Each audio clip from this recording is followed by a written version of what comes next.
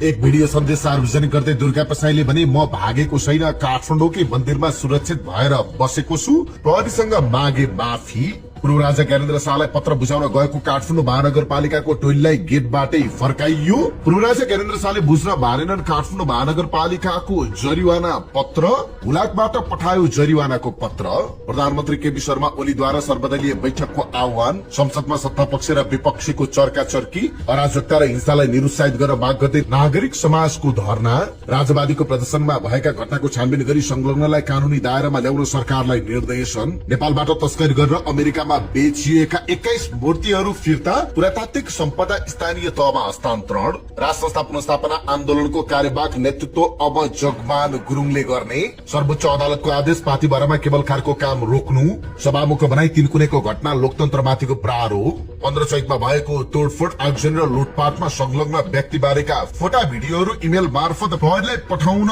अनुरोध, सूचना दिनेको परिचय गोप्य राखिने, धवल शमशेर बारे फौजदारी अभियोगमा अनुसन्धान हुँदै रविन्द्र मिश्र र धवल शमशेर सहित 71 जना विरुद्ध मुद्दा चलाउने प्रहरीको तयारी, विपक्षी दलका नेतासँग ओलीको टेलिफोन संवाद, कुलमान बाहरी सोमबार संसदमा जवाफ दिने, गणतन्त्रवादीलाई लिङ्कदिनको चेतावनी, राजावादी यही सके जेल हाल, आगजनीबाट क्षतिग्रस्त बनियो सरकारी कम्पनी जडीबुटी उत्पादन तथा प्रशोधन केन्द्र, कुलमान घिसिङ समर्थकको प्रदर्शन जारी, पार्टी जिम्मेवारीमा फर्किँदै राष्ट्रिय स्वतन्त्र पार्टीका सभापति रवि लामिछाने सोमबारको बैठकमा उपस्थित हुने, जनकपुरमा प्रदर्शनकारी र प्रहरीबीच झडप, असुर ग्यास प्रहार, राजवादी आन्दोलनमा निधन भएका सबिनको शव उठेन, परिवारद्वारा 50 लाख राहत र शहीद घोषणाको माग, सवारी चालक सबिन महर्जन परिवारलाई पनि नबनी पुगेका थिए आन्दोलनमा, अमेरिकाबाट डिपोर्ट गरिएका भुटानीलाई पुनः नेपाल पठाउँदै भुटान, नेपालको प्रशासनको भनाई जुन बाटो आएका हुन् त्यही बाटो फर्काउँछौ, आपराधिक गतिविधिमा संलग्न भएका कारण अमेरिकाले गरेको थियो भुटानीहरूलाई डिपोर्ट, भुटानले आफ्नो नागरिक मानेन,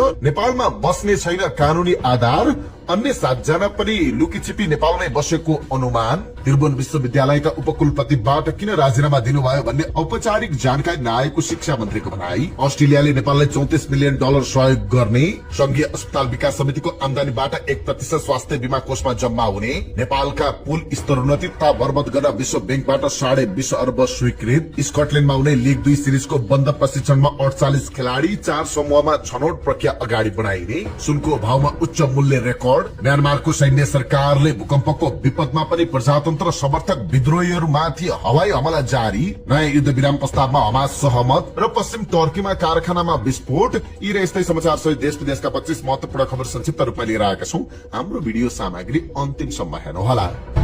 नमस्कार, नेपाल न्यूजमा